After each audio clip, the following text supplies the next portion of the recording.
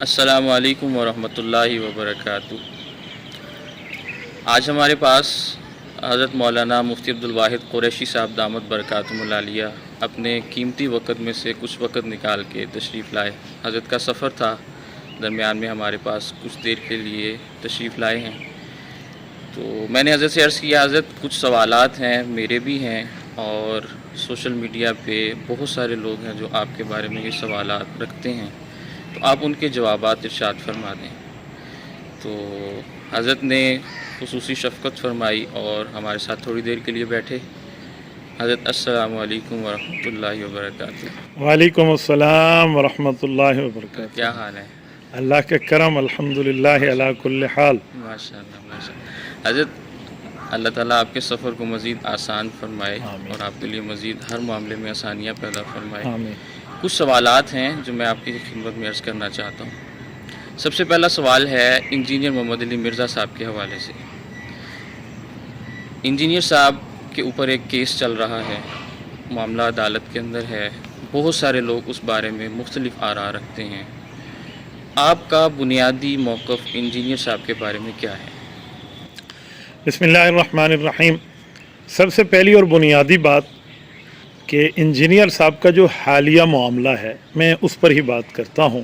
ایک منٹ کے لیے اس بات کو چھوڑ دیں کہ وہ عالم نہیں ہے، حافظ نہیں ہے، مفتی محدث مفسر نہیں ہے، اس کا یہ منصب نہیں ہے کہ وہ دینی مسائل میں پڑھے، لیکن بزعم خیش ان کی ڈیمانڈ یہی ہے کہ ہم عالم ہیں، حالانکہ وہ عالم نہیں ہیں۔ حالیہ معاملے میں ہم دیکھیں نا، ایک عرصے سے ہم اس کو چیک کر رہے ہیں۔ یہ آدمی بے ادبی کرتا ہے، بے حرمتی کرتا ہے، اور اس بے حرمتی اور اس بے ادبی کو باقاعدہ کسی کافر یا کسی منکر یا کسی مخالف کے متھے لگا دیتا ہے۔ کچھ عرصہ قبل آپ نے دیکھا تھا کہ اس نے رسول اللہ صلی اللہ علیہ وآلہ وسلم کے لیے نعوذ باللہ ثم نعوذ باللہ چھوکرے کا لفظ استعمال کیا تھا۔ پھر کہا کیا کہ یہ یہودیوں کے علماء کہتے ہیں، حالانکہ یہودیوں نے یہ لفظ رسول اللہ کے لیے استعمال نہیں کیا۔ بہرحال یہ بات تھی، چل گئی۔ اب اس نے پھر اپنی عادت کے مطابق ایک اور گستاخی بنائی اور رسول اللہ صلی اللہ علیہ وسلم کے لیے ایسا لفظ بولا جو ہم زبان پہ لانا بھی نہیں چاہتے۔ وہ لفظ بول کے عیسائیت کی طرف، کرسچینٹی کی طرف منسوب کر دیا۔ اللہ بھلا کرے، عیسائیوں نے اس موقع پہ جا کے عدالت میں کہہ دیا کہ جی میں اپنا پوپ پادری ہوں، ہم پریسٹ ہیں اپنے مذہب کے، اور یہ ہم نہیں کہتے۔ تو اس کی شامت آنی تھی، تو اس میں پھنس گیا۔ پھر یہ صحابہ کرام کے لیے، اہل بیت اعظام کے لیے، فقہائے کرام کے لیے، اولیاء کرام کے لیے، علماء کرام کے لیے جو ورلڈنگ دیتا ہے، یہ جو معاملات اس کے چلتے ہیں، آپ حیران ہو جائیں۔ صحابہ کرام کے لیے، خصوصاً رسول اللہ صلی اللہ علیہ وآلہ وسلم کے گھر کے فرد حضرت معاویہ رضی اللہ عنہ کے لیے، کاتب الوحی کے لیے کیا کہنا کہ جی میں تنگ دل کے ساتھ، دبے لفظوں کے ساتھ ان کو رضی اللہ عنہ کہتا ہوں۔ اچھا، پھر اس کے ساتھ حضرت اماں عائشہ رضی اللہ عنہ ام المؤمنین کے لیے لفظ ظالمہ استعمال کرنا، اور پھر اس کے ساتھ ساتھ میں حیران ہو جاتا ہوں باقی صحابہ کرام کے لیے ایسے ورڈ استعمال کرنا جو انتہائی بے ادبی، بے حرمتی، گستاخی پر مشتمل ہوں۔ پھر اہل بیت کے معاملے میں امام حسن رضی اللہ تعالیٰ عنہ کے حوالے سے کہ اتشائی کوئی نہیں، یہ اس طرح کے جملے، تو یہ اس کا منہ اللہ معاف فرمائے گٹر بنتا جا رہا ہے۔ اور اوپر ٹائٹل کیا ہے کہ میرے نبی سا ہے ہی کوئی نہیں۔ جب میرے نبی سا ہے ہی کوئی نہیں تو تیری زبان بھی نبی پاک صلی اللہ علیہ وسلم کے اخلاق کے تابع ہونی چاہیے نا۔ یہ تو وہی بات ہوئی کہ جملہ میرے نبی سا کوئی نہیں اور اندر سے جو مرضی آئے کرو۔ حضرت علی المرتضیٰ رضی اللہ تعالیٰ عنہ خوارج کے مقابلے میں تھے، تو خوارج کیا کہتے تھے؟ ہم علی کی مانیں یا قرآن کی مانیں؟ نعوذ باللہ انہوں نے حضرت علی کو قرآن کے مقابلے میں لا کھڑا کیا۔ تو حضرت علی نے کیا جواب دیا تھا؟ کلمۃ الحق ارید بہا الباطل۔ فرمائے ٹائٹل ٹھیک ہے، اندر معاملہ غلط ہے۔ تو خارجی پکڑے گئے۔ حضرت عبداللہ بن عباس رضی اللہ عنہما گئے اور پوری ترتیب کے ساتھ پھر واپس آئے۔ جن کو اللہ نے ہدایت دی، جن کو نہیں دی وہ جنگ نہروان میں ان کا کام پار ہو گیا۔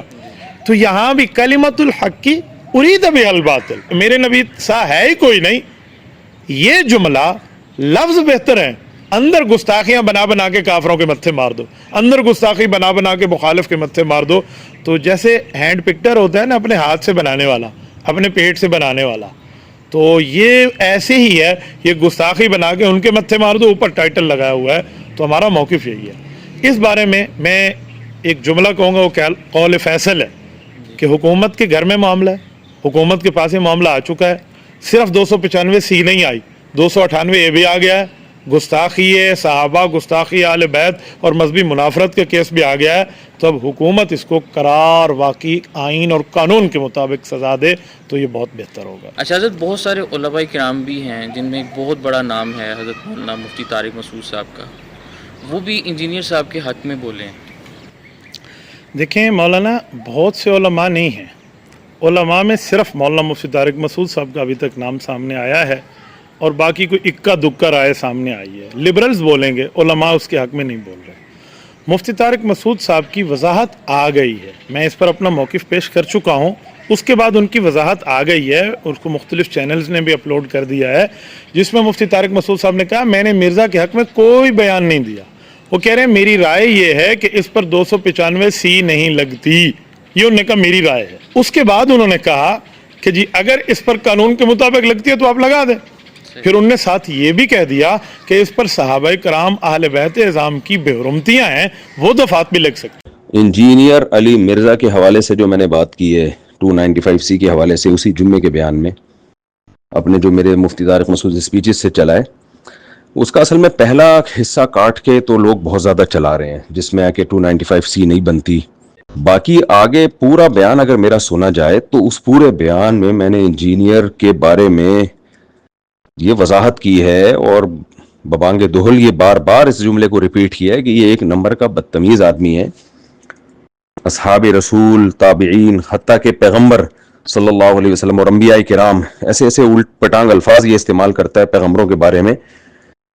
उसके मौलाना इमरान सफदर साहब के क्लिप का मैंने रेफरेंस इसी वजह से दिया था कि किसी ने इसकी बदतमीजियां और बेअदबियां देखनी हो तो उनका क्लिप जाके सुन ले। कैसर अहमद राजा साहब ने भी, मौलाना इमरान सफदर साहब ने भी बहुत इसकी चीज़ों को हाईलाइट किया और वैसे भी वो सब चीज़ें सारी दुनिया के सामने हैं। तो उन बातों पे केस होना चाहिए इसके खिलाफ, यानी कम से कम जो केस इसके खिलाफ बनता है ना, जिससे तो इसको भागने का कोई चारा ही नहीं है, वो है मजहबी मुनाफरत फैलाना 295A। तो इसकी गिरफ्तारी पे, यानी ऐसा नहीं है कि हम चाहते हैं कि गिरफ्तार ना हो या इस पे केस ना हो, केस भी होना चाहिए, गिरफ्तार भी होना चाहिए, लेकिन किसी वैलिड रीजन पे हो तो फिर पायदार बात होगी। कोई ऐसी रीजन बना के 295C लगा दी जाए तो कल तो फिर आपको पता है कि मौलाना मंजूर मेंगल साहब पे भी गुस्ताखियों के इल्जामात लगे हैं और मौलाना तारिक जमील साहब पे भी लगे हैं गुस्ताखियों के इल्जामात, वो यूसुफ अलैहिस्सलाम वाले वाक़े पर, और मोइनुद्दीन चिश्ती रहमतुल्लाह अलैह पर तो इसने खुद 20 दफ़ा इल्ज़ाम लगाए हैं, मौलाना शलवी थानवी रहमतुल्लाह अलैह पर दिए। तो फिर गुस्ताखी का एक ऐसा तवील सिलसिला इन फतवों का शुरू होगा कि आप फिर कैसे बचाओगे। यानी एक बात तो ये कि 295C जो इंजीनियर पे लगी है वो खुद उसने ईसाइयों की तरफ गलत बात, यानी मसीही लोगों की तरफ गलत बात की निस्बत की है, तो इस पे केस होना चाहिए। मसीही लोगों को केस करना चाहिए कि भाई हमारी तरफ गलत बात मंसूब की है और हमारी जानों को गैर महफूज किया है। तो वो मैंने कहा है अपने बयान में कि मसीही लोग करें ना केस, यानी वो जाने और इंजीनियर अली मिर्जा जाने, वो हमारे जरिए से केस करवाते हैं तो भी ठीक है, फिर वो कोर्ट फैसला करेगी कि गलत बात मंसूब की है, सही बात मंसूब की है, वो एक अलग बहस है। लेकिन इस पे केस बनता है, बन सकता है, यानी इस पे किया जा सकता है केस।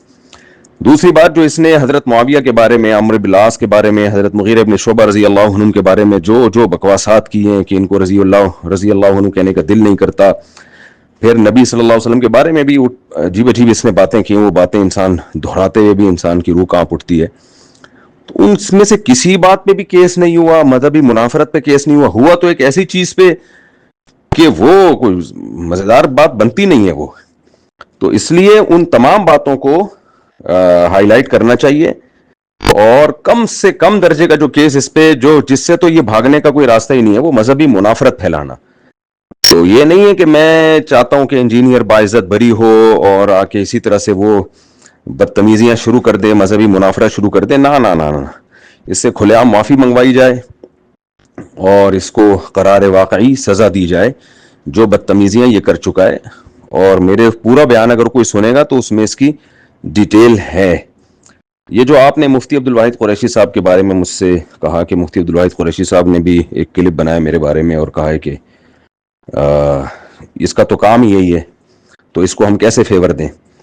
देखें, इसका काम वाकई यही है, ये यही करता है, तो इसको फेवर मत दें, लेकिन इसकी मुखालफत भी, यानी जो केस इस पे डाला जाए तो वो केस डाला जाए ना जो सही केस हो, اس کا تو کام ہی یہی ہے, تو ان بات اس کو بنیاد بنایا جائے نا کہ اس کا تو کام ہی یہی ہے, تو ان کاموں کو کورٹ میں ہائی لائٹ کیا جائے, ان کاموں پہ ایف آئی آر کٹوائی جائے کہ 20 چیزیں اس کی سامنے لائی جائیں کہ دیکھیں اس نے فلاں موقع پہ یہ کہا, فلاں موقع پہ یہ کہا, فلاں موقع پہ یہ کہا, فلاں موقع پہ یہ کہا, جس سے مسلمانوں کے جذبات مشتعل ہوتے ہیں.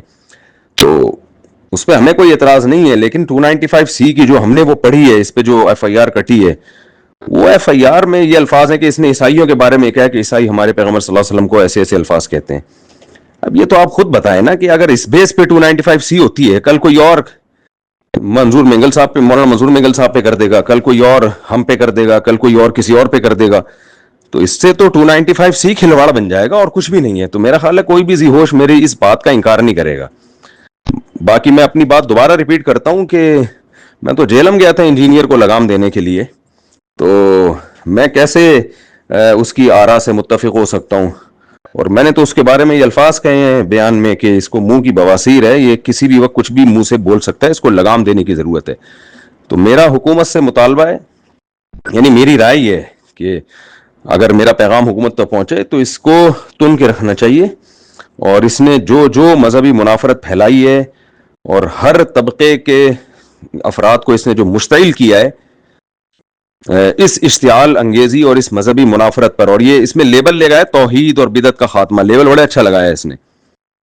تو یہ اس بدتمیزیوں پہ اس کو قرار واقعی سزا ملنی چاہیے, اور اگر کوئی واقعی صاف لفظوں میں گستاخی کا واقعہ بھی اس کی زبان سے صادر ہوا ہے صاف لفظوں میں, جس کا کچھ اور مطلب بنتا ہی نہیں ہے, تو اس پہ اگر 295C لگتی ہے تو وہ بھی لگانی چاہیے, اس کے اوپر اس پہ بھی کیس ہونا چاہیے.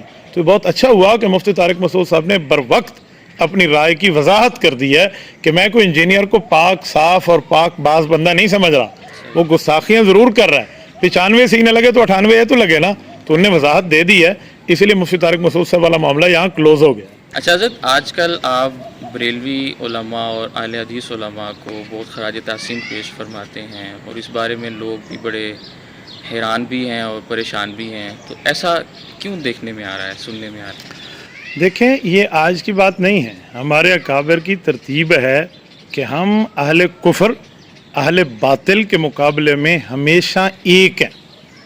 آپ عقیدہ ختم نبوت کے معاملے میں دیکھیں تو بریلوی, دیوبندی, اہل حدیث علماء میں کوئی اختلاف نہیں ہے.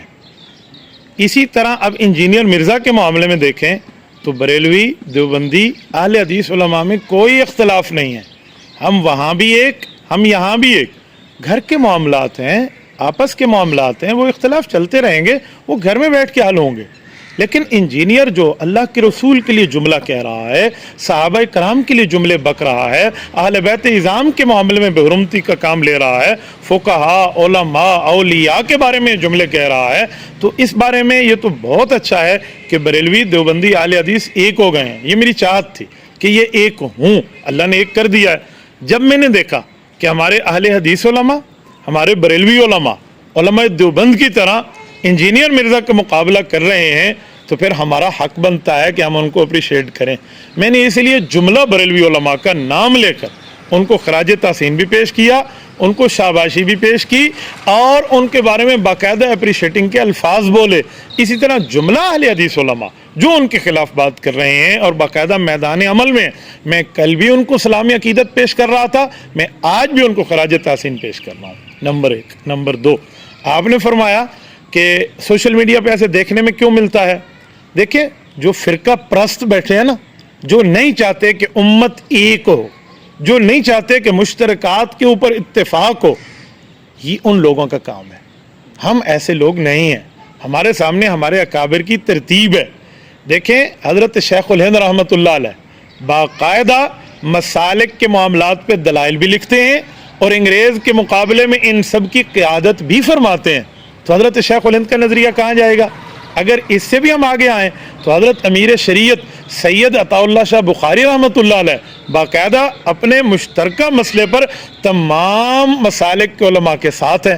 اس سے بھی آگے آئیں تو مفکر اسلام مولانا مفتی محمود رحمۃ اللہ علیہ तमाम मसालिक को मुश्तरका मामले में लिए हुए हैं। इससे भी अगर हालिया देखें तो अल्लाह ने हमें जो इनाम दिया है कायद मिल्लत इस्लामिया हज़रत मौलाना फजलुर रहमान हाफिज़ुर रहमान की शक्ल में, ये उनकी तरबियत है। ये जो मैं आज आपके सामने बोल रहा हूँ, अल्हम्दुलिल्लाह सुम्मा अल्हम्दुलिल्लाह इस मसले पे वो सबकी क़यादत कर रहे हैं और उम्मत को एक शक्ल में पेश कर रहे हैं। तो ये उसी की झलक है जो आपको नज़र आ रही है और आइंदा भी इंशाअल्लाह ताला नज़र आएगी।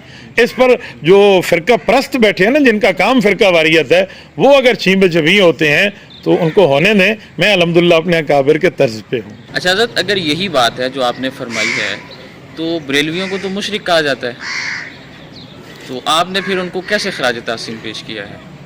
देखें, कोई चीज़ ऐसी होती है जिसको बढ़ा चढ़ा कर पेश करना फ़िरका परस्तों का काम है। हमारे अकाबिर उलमाए देवबंद ने बरेलवियत पर शिरक का फतवा दिया हो, ऐसा फतवा मेरी नज़र में तो कहीं नहीं है कि हमारे उलमा ने इनको काफिर कह दिया हो, मुशरिक कह दिया हो। बाज़ उन हज़रात की तरफ से तो उलमाए देवबंद वगैरह पर इस तरह की शिद्दत है, लेकिन संजीदा तबके में नहीं है। तो ये रविश उन वाली हमारे तबके में कब से आ गई कि हम मुशरिक के और कुफर के और शिरक के फतवों की मशीन चला के बैठे हैं? देखें, जिस मसले पर बरेलवी उलमा को मद्देनज़र रख के ये शिरक के फतवे की बात कर रहे हैं, गैरुल्लाह से मदद और कब्र पे सजदा और गैरुल्लाह को खुदा मानना और फला, मैंने तो बरेलवी उलमा में चीज़ नहीं देखी। बरेलवी उलमा का मामला ये नहीं है। कब्र पे सजदा, इसके लिए तो गोलड़ा शरीफ से लेकर मौलाना अहमद रज़ा ख़ान साहब तक बाकायदा मना मौजूद है। उनके उलमा बाकायदा इसको मना करते हैं कि आप ऐसा न करें। मैंने तो नहीं देखा कि ये लोग शिरक करते हों, शिरक में मुब्तला हों। भाई, शिरक में मुब्तला देवबंदी हो, वो भी मुसलमान नहीं है, आप किसी और की बात करते हैं।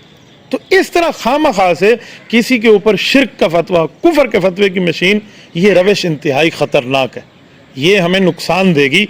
मैं कम अज़ कम इस रविश को कभी भी अच्छा नहीं कहूँगा और इस रविश की तायद नहीं करूँगा। अच्छा हज़रत, हाल ही में हमने एक मामला देखा है जो सोशल मीडिया पे बहुत ज़्यादा उठाया जा रहा है, वो ये कि आप बरेलवियों के जलसों में शिरकत फरमाते हैं और बाज़ाब्ता महफ़िल मिलाद के नाम से कुछ उन्वानात भी लिखे गए हैं आपके हवाले से, और उस पर एक लंबी चौड़ी गुफ्तगू भी सोशल मीडिया पे चल रही है, कुछ क्लिप्स भी हैं, तहरीरें भी हैं।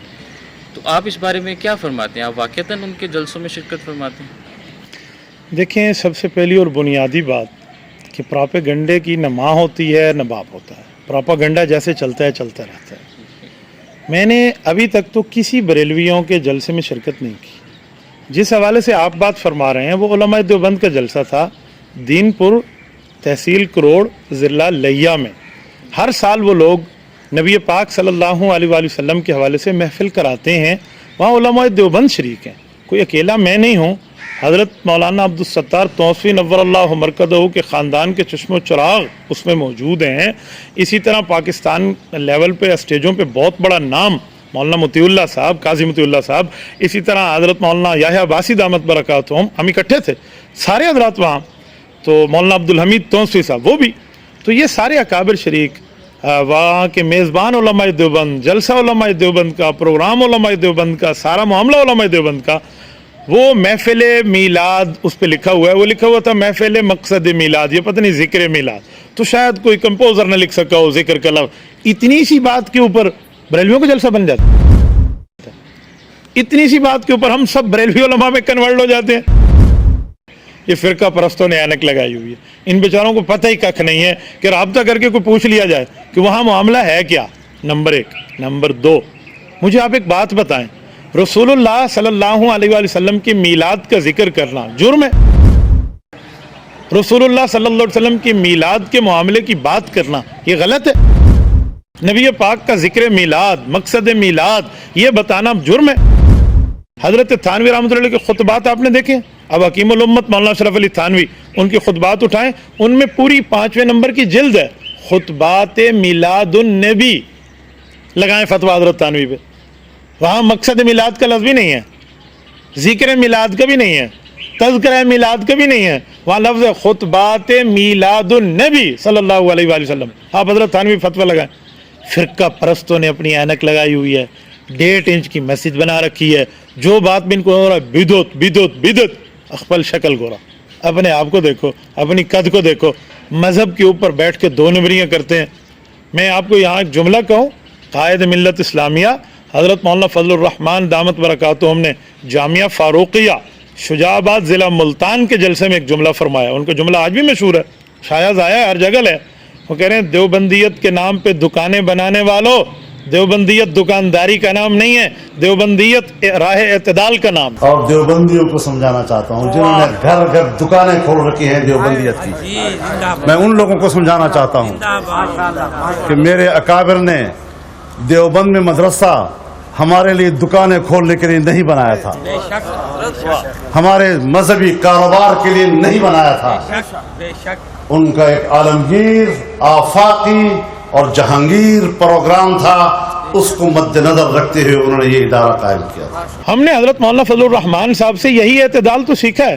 حضرت قائد ملت اسلامیہ نے ہمیں اکابر کا اعتماد یہی تو سمجھایا ہے، اکابر کی روش یہی تو بتائی ہے کہ یار رسول اللہ صلی اللہ علیہ وآلہ وسلم کا تذکرہ کرنا کہیں جرم نہیں ہے، ہاں اس میں کوئی ایسی چیز آپ ہمیں بتائیں جو چیز حضور علیہ السلام کے دین کے خلاف ہو، شریعت کے خلاف ہو، ایمان و اسلام کے خلاف ہو، تب بتائیں۔ ہر بات پہ اپنی طرف سے بیٹھ کے بدعت کا فتویٰ ڈال دینا، یہ کیا معاملہ ہے یار؟ یہ چند فرقہ پرست ہیں، 2 4 5 جن کی اپنی روزی روٹی اسی فرقہ واریت پہ لگی ہوئی ہے، جن کا کام لڑانے پہ لگا ہوا ہے۔ آپ اکابر کے طرز کو دیکھیں، امام اہل سنت والجماعت مولانا سرفراز خان صفدر رحمہ اللہ، حضرت مولانا قاضی مظہر حسین رحمۃ اللہ علیہ، حضرت مولانا محمد نافع رحمۃ اللہ علیہ، حضرت مولانا عبدالستار توسوی رحمۃ اللہ علیہ، حضرت مولانا مفتی محمود رحمۃ اللہ علیہ، یہ جملہ اکابر کی ترتیب دیکھیں، یہ ان کی روش پہ نہیں ہے۔ بعض جگہ وہ اکابر کا نام بڑی عزت سے بھی لیتے ہیں۔ آپ حضرت قاضی مظہر حسین رحمۃ اللہ علیہ کی بشارت الدارین بالصبر علی شہادت الحسین اٹھائیے، انہوں نے مولانا احمد رضا خان کے لیے کتنی اچھے الفاظ کا ذکر کیا ہے، آپ ذرا دیکھ لیجیے۔ آپ اس سے بھی بڑھ کے آگے آئیے تو ہمارے اکابر میں کئی جگہ آپ کو اپنے مخالف، مثلا 5 جلدوں میں کاروائی چھپ چکی ہے قادیانیوں کے لیے جو 13 دن بعد ہوئی تھی قومی اسمبلی میں 1974 میں 1974، اس 5 جلدوں کی کاروائی کو عالمی مجلس تحفظ و ختم نبوت نے چھاپا ہے نا، اس کے پہلے صفحوں کو دیکھ لیں، اس میں بریلوی علماء کا نام انتہائی ادب و احترام سے لکھا ہے۔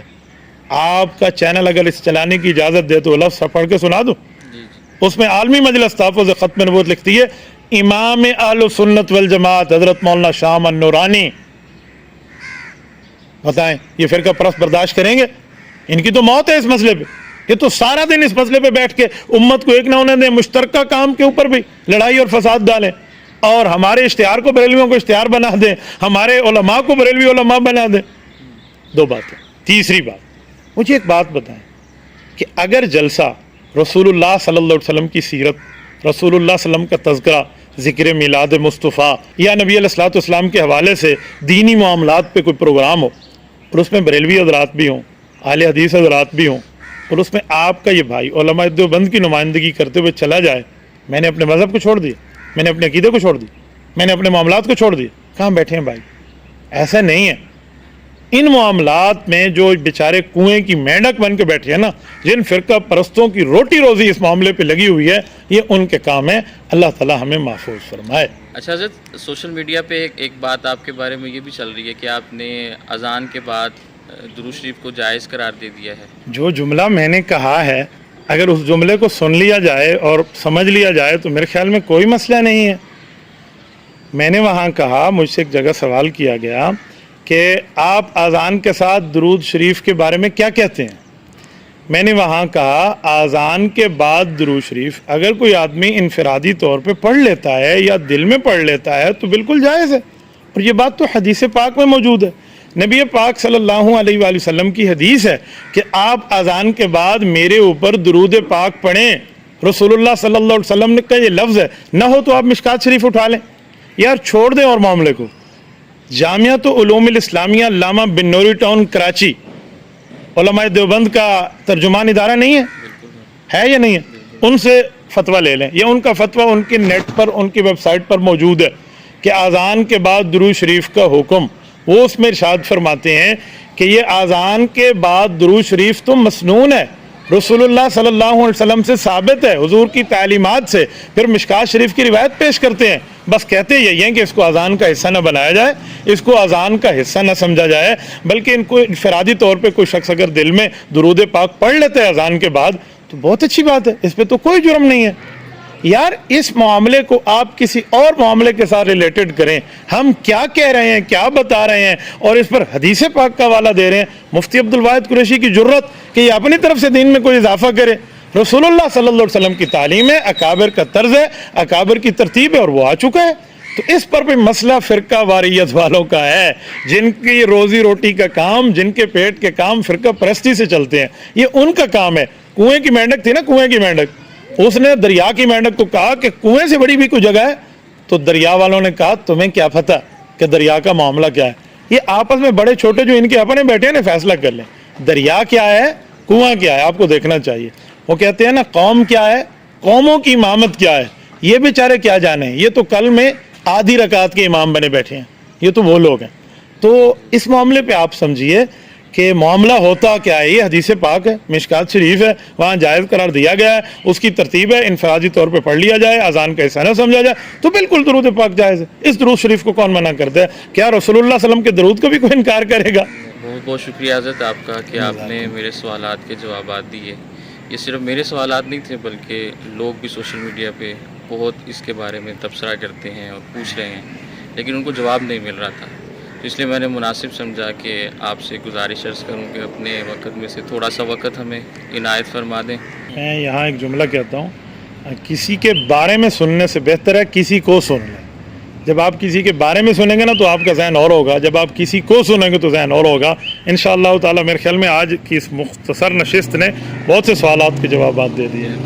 तो नाज़रीन, ये सिलसिला चलता रहेगा आपकी खिदमत में, इंशाअल्लाह हम वक्तन फ़वक्तन हाज़िर होते रहेंगे। हमें दें इजाज़त, अल्लाह हाफ़िज़।